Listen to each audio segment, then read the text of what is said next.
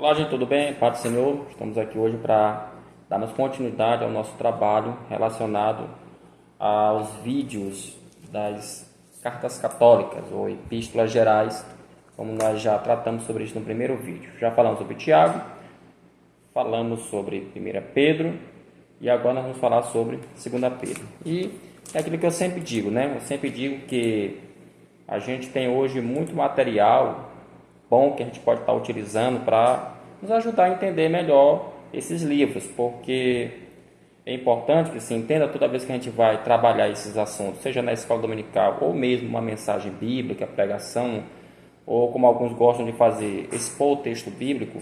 É muito importante que a gente possa compreender antes de começar um trabalho como esse, entendemos ali algumas coisas que podem nos ajudar na hora da leitura ali do texto bíblico, ter uma compreensão melhor. E hoje eu quero falar pelo menos duas coisas básicas, muito básicas, sobre a segunda epístola de Pedro. Claro que no decorrer da nossa conversa aqui a gente vai falando outras, mas eu quero, pelo menos essas duas eu quero aqui juntamente com vocês citar, que é a questão da autoria, que assim como a primeira, essa aqui também não é diferente, existe uma grande dificuldade em entender quem foi o seu autor. E, claro, por último, também tentar entender a questão do propósito dessa carta. Qual foi o verdadeiro motivo que desencadeou, levou o escritor a escrever essa carta, tá bom? Então, relacionado à autoria, antes de mais nada, eu vou estar usando novamente esse livro, do Luiz Berkoff, como eu já usei em outros, Introdução ao Novo Testamento. Vou usar aqui também a Formação do Novo Testamento por Oscar Cullmann, em dados momentos. E aqui também no meu computador tem algumas informações que eu vou estar passando para vocês, tá bom? Então, vamos lá. A primeira coisa que muito se fala acerca da segunda epístola de Pedro é a questão da autoria. Sobre isso, alguns vão dizer que ela foi escrita por Pedro, tá? É uma ala. Geralmente, a tradição canônica, digamos assim, a parte mais tradicional da cristandade, entende que foi Pedro, o próprio Pedro, discípulo de Jesus, é claro, que escreveu a epístola. Ele é o autor da segunda epístola de Pedro. Lembra que na primeira também tem uma confusão, há muitos debates em torno disso. Quem quiser entender o que eu estou falando, é só voltar um pouco lá no vídeo que eu falo sobre a primeira epístola, você vai entender. E nessa aqui também não é diferente. Então, nós temos aqui uma opção, Pedro. A segunda opção seria um autor anônimo, que era muito comum. Já falamos também um pouco sobre isso. A ideia da autoria de cartas, epístolas, livros, nesse período, ser anônimo. Inclusive, tem até os escritos chamados pseudônimos, tá? Ou seja, são escritos que eles usam um determinado nome de alguém famoso. No caso, Pedro. Pedro foi um dos apóstolos famosos da Bíblia. Então, era normal, comum, alguém pegar o nome de alguém famoso e colocar. Ele escrevia lá o livro e colocava o nome de alguém famoso, porque, de acordo com os estudiosos dessa área, diz que a aceitação seria melhor. Mas isso aqui é só uma hipótese, tá bom? E alguns pensam que foi algum discípulo, tá? Algum discípulo de Pedro. Na primeira epístola, inclusive, alguns entendem que o pensamento todo é de Pedro, mas quem escreveu a carta foi Silvano. Outros dizem até que foi Marcos, que poderia ter escrito essa. A teoria de Marcos, ela é muito forte, né? Muito forte, porque dizem que Marcos aprendeu diretamente ali com Pedro. Então, mas tudo isso é teoria e também, assim, aquilo que a gente sempre diz. Em que isso pode influenciar na inspiração do livro? O que isso pode influenciar na questão da canonicidade do livro? Basicamente, se a gente for analisar bem, eu particularmente penso que não influencia, visto que o que importa mesmo é o conteúdo. É bom sempre que diga, irmão, que todo o Novo Testamento, isso é muito discutido sobre a questão da autoria dos livros, tá bom? É muito discutido. Volto a falar, a tradição cristã, é claro que ela vai sustentar com unhas e dentes, com toda a força, a autoria de acordo como nós conhecemos. E isso não é feito, que fique bem claro aos que nos criticam, isso não é feito de qualquer forma, tá bom? Isso não é feito de uma forma cega, porque tem muita gente que gosta de estar criticando. Sobre isso, o nosso querido aqui, Berkhof, eu vou aqui ler algumas coisas aqui e vou explicando o que ele diz sobre o assunto. Ele fala que essa epístola é, entre todos os textos do Novo Testamento, o que tem mais fraca confirmações. Olha o que ele está dizendo. Lembre-se que Luiz Berkhof é um ortodoxo, tá bom?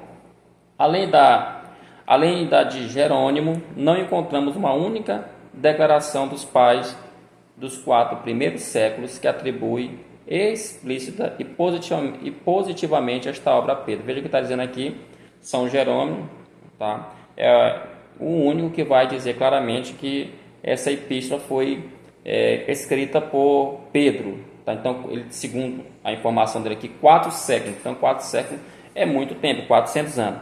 Mas ele fala, no entanto, algumas evidências do seu uso canônico, tá bom? O que indiretamente é um testemunho de uma crença na sua autenticidade. Aí ele vai colocar aqui o que ele quer dizer com isso, ou seja, existe, apesar desses contratempos, dessa dificuldade, alguma coisa que possa afirmar ou que possa dar uma certa base à autoria petrina.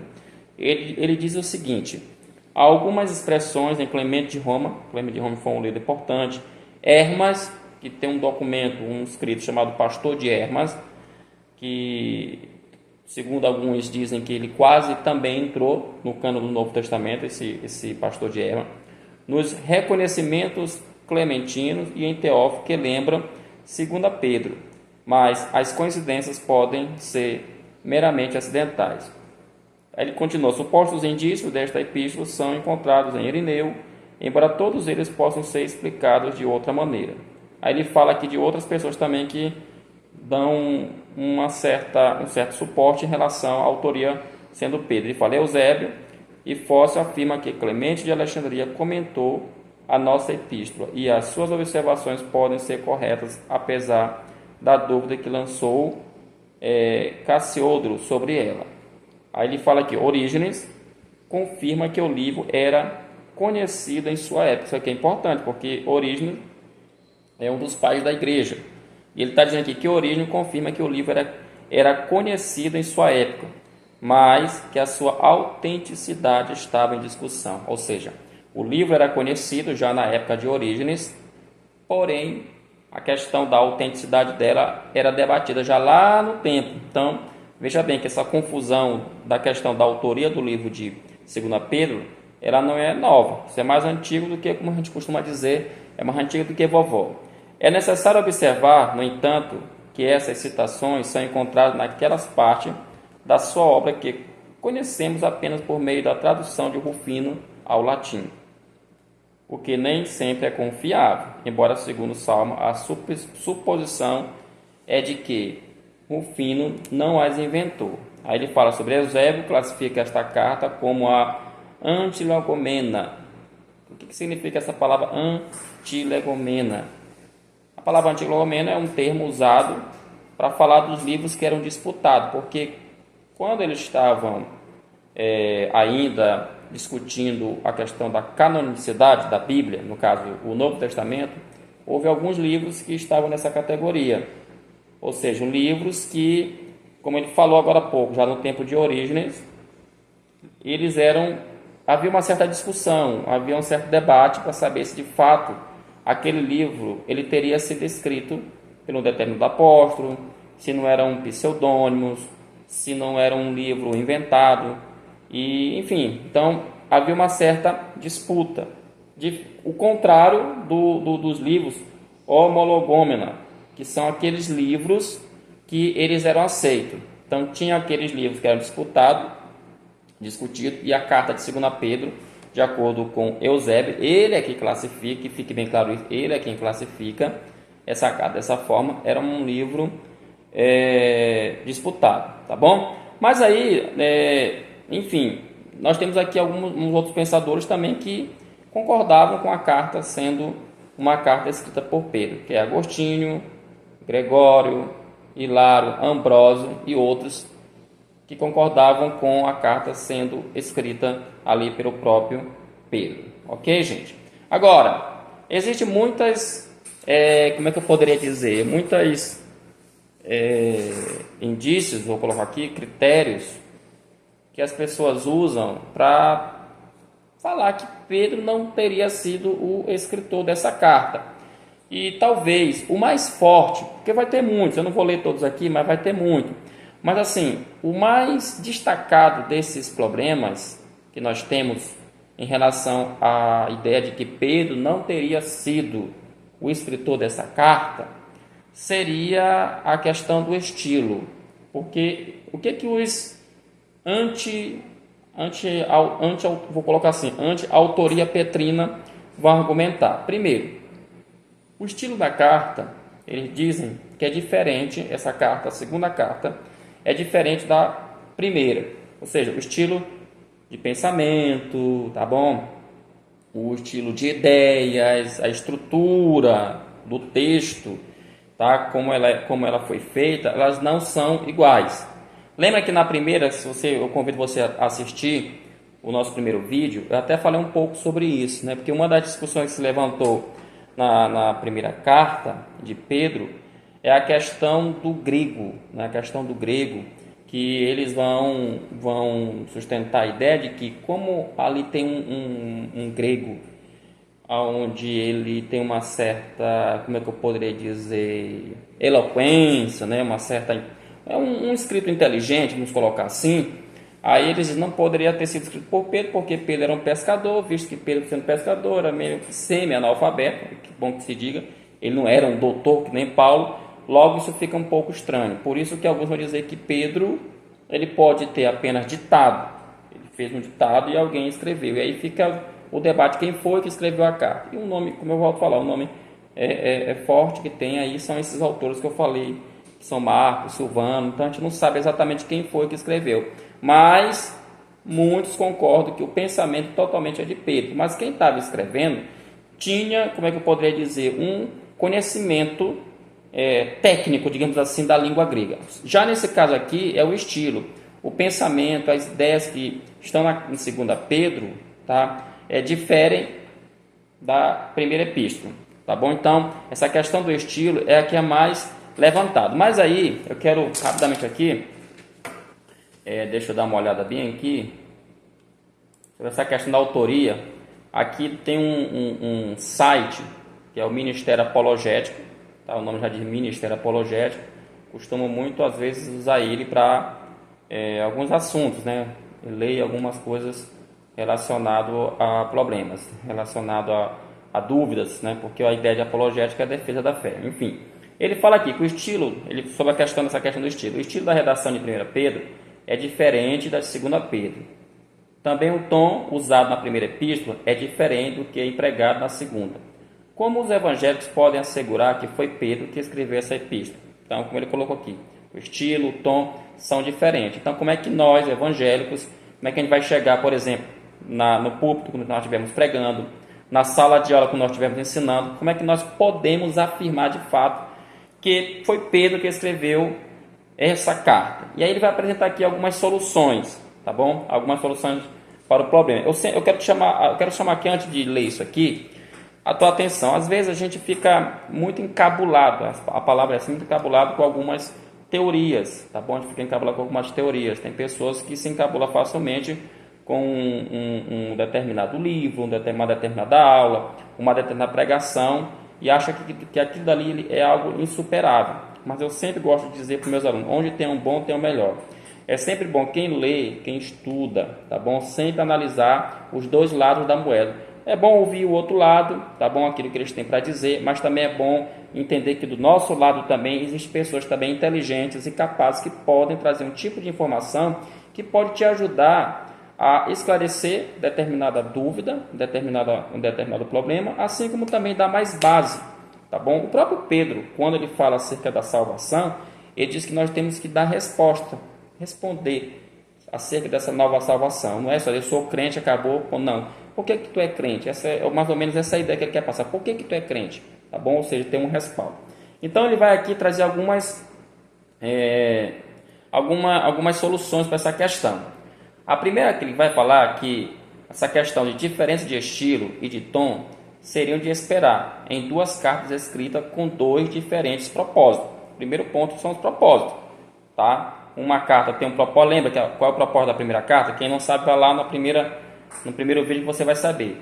Então essa aqui já tem um propósito diferente. O propósito dessa carta aqui, inclusive já adiantando um pouquinho, é falar para pessoas que estão sendo atacadas por ensinos errados, por heresias, tá bom? Estão sendo atacadas por heresias. Então, a ideia é combater o ensino herético que está tentando ali desvirtuar a fé cristã, ok? Por isso que ele coloca aqui, que os escritos, né, propósitos diferentes. Aí ele fala que a carta de 1 Pedro foi escrita para encorajar e os crentes, encorajar os crentes em sofrimento, ao passo que a segunda contém advertência contra falsos mestres, como eu acabei de dizer. Assim, a parte da diferença de estilo e de tom pode ser devida à diferença das circunstâncias. Isso é normal, gente. Não tem nenhum problema nisso. Até nos evangelhos, que são chamados evangelhos sinóticos ou sinópticos, como nós costumamos dizer, esses evangelhos, eles falam da mesma coisa, eles falam do mesmo tema. O tema deles é Jesus. O tema deles é falar sobre a obra de Jesus. Mas quando você começa a ler Mateus, Marcos e Lucas, e até mesmo João, você percebe claramente que o tom dos escritos não é igual, tá? Não é igual. Ainda que às vezes eles citam em pedaços ou completo a história, a mesma história, mas o tom como é contado não é igual, tá bom? Por quê? Porque tem um propósito. Todo livro ele tem um propósito. Então aqui não seria diferente, tá bom? Então é muito importante você observar isso. Quando você tiver essa dificuldade, tentar entender, mas qual é o propósito desse livro, dessa carta, né? Ou dessa epístola. Então é importante o irmão, a irmã aí, você que é professor da escola dominical, procurar entender essa questão bem aí. Então, primeiro ponto que ele vai dizer, é porque tem esse estilo diferente, qual é? A questão do propósito. Segunda observação. Terceiro, há uma boa evidência interna. Lembra que eu falei no vídeo passado? Os autores, quando eles vão tratar essa questão de autoria, eles avaliam a questão interna, ou seja, o que o próprio texto está dizendo, e as questões externas. Existe algum elemento externo? Eu iniciei o vídeo citando aqui alguns pensadores que reconheciam essa carta como sendo um livro escrito por Pedro. Então, são fontes externas, tá bom? Se são confiáveis ou não, aqui é uma outra história. Requer estudo, análise e tudo mais. Mas aqui ele está tratando de questões internas. E aí, se você observar no próprio livro, se a gente for considerar que o que está escrito aqui é a palavra de Deus, é verdadeiro, não é mentira, então você vai observar que no primeiro capítulo, versículo 1, está escrita a seguinte palavra: Simão, Pedro, servo e apóstolo de Jesus Cristo. Então, só nessa primeira frase, você tem aqui Simão, Pedro, ele está se apresentando, aqui é uma saudação, né? Como se fosse uma apresentação. Ele fala Simão, Pedro, aí ele coloca servo, ele se coloca como servo. Outro ponto importante, que é muito comum também nos escritos paulinos, que inclusive alguns vão dizer que essa carta ela foi escrita, tá? A gente vai ver isso mais na frente. Essa carta ela foi escrita, então o corpo paulino, ou seja, os escritos paulinos já era conhecido. E uma coisa muito comum nos escritos paulinos, que a gente vai observar, que Paulo fazia muito isso, é usar essa palavra servo.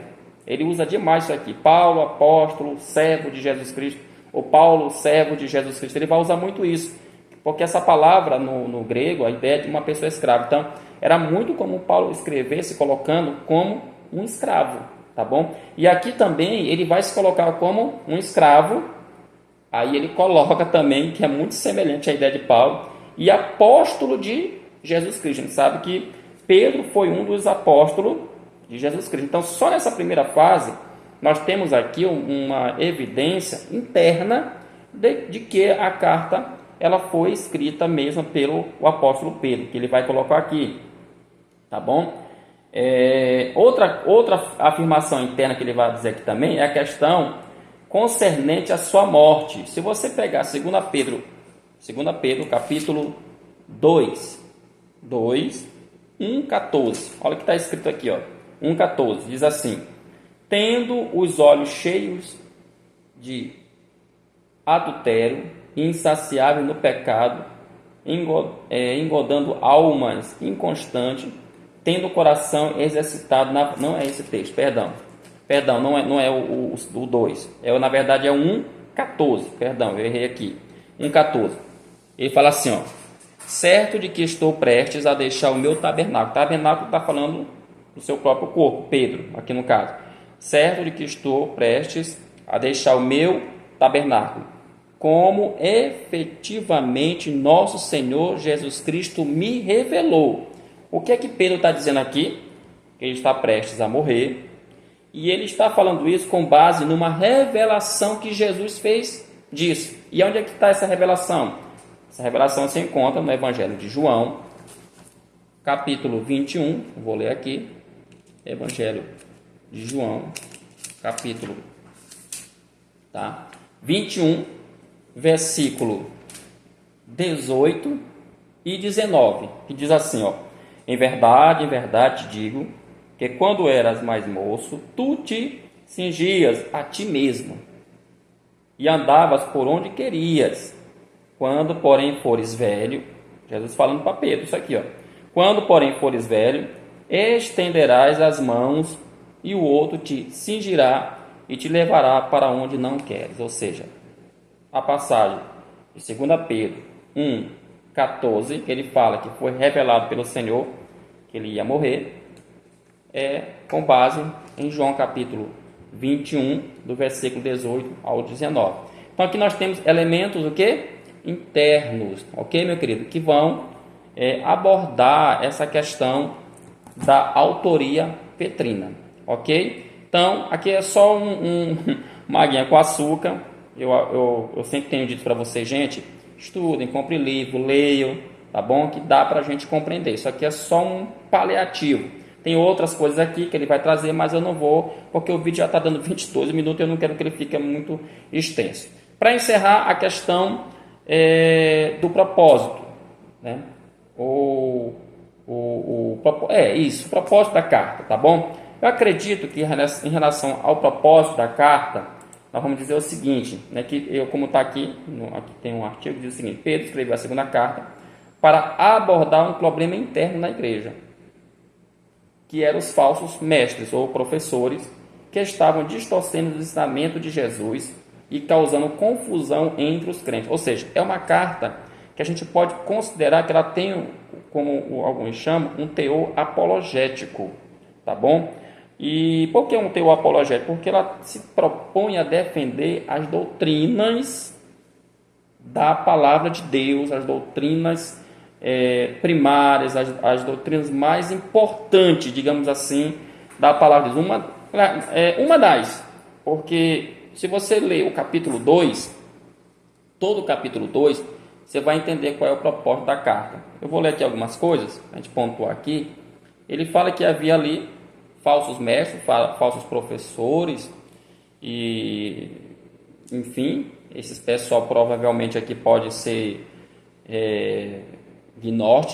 gnosticismo foi uma seita, foi algo que perturbou muito a igreja, no início ali da história da igreja.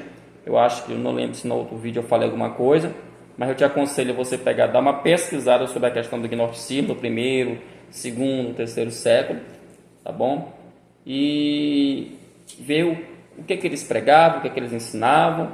Basicamente, uma das pregações muito clássicas que eles trabalhavam era a questão do confronto entre matéria e o espírito, né? Eles sempre tendiam a dizer que a matéria era do mal e o espírito era do bem. Mas vamos lá, só para a gente encerrar, porque eu não quero, como eu falei, o vídeo já está realmente ultrapassando a ideia que eu tenho. Então diz assim, versículo capítulo 2, 1: assim como no meio do povo surgiram falsos profetas, ele fala, claro, se referindo ao Antigo Testamento, assim também haverá entre vós falsos mestres. Então, se houve falsos profetas, ele vai dizer que tem falsos mestres, os quais introduziram dissimuladamente heresias destruidoras, até o ponto de renegarem o soberano Senhor que os resgatou, trazendo sobre si mesmo repentina destruição. Veja que a doutrina veja que ele classifica isso como heresia. Então existe sim ensinamentos que são heréticos. Então aqui cabe uma reflexão, tá bom? para nós hoje ainda, porque isso aqui é a palavra de Deus, que é uma reflexão sobre o que é heresia, o que está errado e o que está certo. Inclusive, por coincidência, eu estou lendo um livro, não sei se ele tá ali, só que ele está servindo de apoio, não dá para mostrar para vocês. Mas tem um livrozinho, tá? O tema do livro é Questões que Importam, né? Mas questões que importam. Tá? Questões doutrinárias pelas quais, tá bem aqui assim, ele vale a pena lutar. Questões doutrinárias pelas quais vale a pena lutar. O autor Caven Ortlund, acho que é assim que soleta o nome dele, da editora Vida. Tá? O tema é Questões doutrinárias pelas quais vale a pena lutar, que trata exatamente disso que eu estou falando. Onde nesse livro, eu estou lendo, interessante, e eu até aconselho quem é dirigente, quem é pastor, tá legal? Quem é professor da escola dominical, enfim, você que tem algum cargo nessa área de pregação e ensino, lê, porque de fato tem aquelas doutrinas que são consideradas como se fala, né? Que são primárias, e tem aquelas doutrinas que são consideradas secundárias. O que Pedro está falando aqui não cai no secundarismo, tá bom? O que Pedro fala aqui é muito sério, porque ele fala que os ensinamentos desse pessoal é tão forte, né, que chega ao ponto de eles negarem quem? O soberano Senhor. E aqui provavelmente ele está falando de quem? De Jesus. Ou seja, a heresia, o ensino errado, sempre leva à apostasia.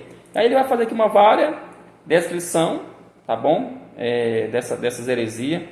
Ele diz que aqui no 2, muitos seguirão as suas práticas libertinas, ó, a palavra libertinas aqui, não é liberdade, é libertina, ou seja, são pessoas movidas mesmo pela questão dos prazeres, e isso está muito claro, porque ele vai dizer que por causa dele será inflamado o caminho da verdade. Olha a verdade aqui com problemas, né?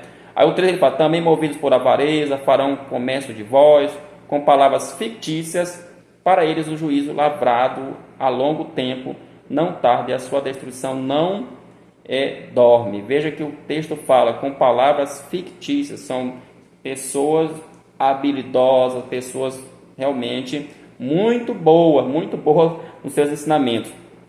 Aí no versículo 4, aqui o apóstolo ele vai citar aqui o exemplo, a questão dos anjos, da queda dos anjos, que Deus não poupou. Ele vai citar aqui também a questão de Noé, que inclusive a gente percebe, como se fala por aí nos livros, tal, que a epístola de Pedro é uma epístola que alguma coisa do seu conteúdo, na verdade, se parece com a de Judas. Inclusive, nesse comentário bíblico aqui, que a gente chama comentário de bolinha da Vida Nova, o comentário você pode ver, apesar que está invertido aí, mas dá para você perceber, que o livro de 2 Pedro, ele está junto com o livro de Judas. Por quê? Porque esses autores, eles entendem que o conteúdo de uma carta e com a outra se parece muito. Porque poderia estar aqui, né? 1 Pedro e 2 Pedro, essa seria a lógica, mas devido ao conteúdo, eles estão dentro do mesmo livro, porque o conteúdo, se você pegar ler Judas, na próxima, nós vamos chegar lá em Judas, eu creio que vamos falar sobre Judas também, o conteúdo é muito semelhante, ok? Por isso aqui do versículo 4 e tal, aí ele vai falar aqui do castigo, né, que Deus tem para ele. Aqui tem uma coisa que me chamou a atenção, porque no versículo 17 ele fala assim, esses tais são como fontes sem água, como névoas impelidas por temporal, para eles está reservada a negridão das trevas. Veja que o autor ele pega muito pesado com essas heresias, dizendo que essas pessoas praticamente estão perdidas mesmo. Se a gente prestar bem atenção, elas já estão perdidas. Por que estão perdidas? Porque elas estão desvirtuando, elas estão falando contra a verdade. Quem é a verdade? É Jesus. Porque se eu nego Jesus, que é o que salva, né? Se eu nego Jesus, que morreu na cruz, o que me resta? Somente a condenação eterna. Por isso que o autor aqui, a gente percebe que ele pega bastante pesado. Aí o versículo 18, porquanto proferindo palavras jactanciosas, palavras de arrogância, de vaidade, engordam com paixões carnais, pois suas libertinagens, novamente aparece aqui a palavra libertinagens, aqueles que estavam prestes a fugir dos que andam no erro. Aí versículo 19, que eu quero chegar bem aqui, prometendo-lhes liberdade, quando eles mesmos são escravos da corrupção, pois aquele que é vencido fica escravo do vencedor. Isso aqui, quando eu estava lendo, me lembrou muito a situação atual que nós estamos vivendo. O que mais a gente percebe, gente, por aí o quê? São pessoas falando na internet, escrevendo, falando sobre liberdade, não é isso? Liberdade em detrimento à palavra de Deus. Pode observar que isso tem acontecido muito. Pessoas falam muito sobre liberdade, mas na verdade não é liberdade, é uma libertinagem, tá bom? Libertinagem. E aí ele vai andando e no versículo 21 e 22, só para encerrar, diz: pois melhor lhes fora nunca tivessem conhecido o caminho da justiça. Ou seja, eram pessoas que conheciam.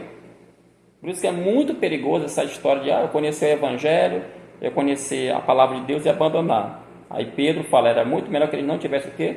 Conhecido. Após conhecê-lo, volveram para trás, ou seja, voltaram para trás, apartando-se do santo mandamento que lhe fora dado. E aí ele fala no 22, com eles aconteceu que lhes certo adágio verdadeiro, um ditado popular que diz: o cão voltou ao seu próprio vômito e a porca lavada voltou a revolver-se no lamaçal. Que é o que exatamente acontece, o cão geralmente comete essas atrocidades assim como o porco. Tá bom, gente? Então, é isso aí. Eu espero que a gente tenha contribuído um pouco sobre essa questão da segunda carta. O vídeo acabou ficando um pouquinho grande. Espero que eu consiga levar você até o final desse vídeo. Nunca é demais pedir para você nos ajudar também aí, se inscrevendo no canal e também curtindo. E como eu falei, a ideia é que você lance esse vídeo para outras pessoas, tá bom? Porque eu tenho esse objetivo, tá bom? Eu tenho esse objetivo de pegar e transmitir o conhecimento teológico, que é muito complexo, de uma forma simples, para que a gente possa cooperar aí com o ministério de vocês também. Eu quero dizer que ano que vem eu estarei gravando lições da escola dominical. Eu vou começar a gravar e eu estava pensando entre adultos, jovens, adolescentes, juvenis, e eu escolhi a sala do jovem. Claro, tem bons comentaristas de lições de jovens, mas eu também quero cooperar, principalmente aqui dentro do nosso campo Tijurical. Espero que dê tudo certo em nome de Jesus, até porque nós temos aqui já um grande comentário de lição, que é o nosso pastor Osiel Gomes, ok? Então, ano que vem, estaremos toda semana lançando um vídeo aí sobre a lição da escola dominical dos jovens, tá bom?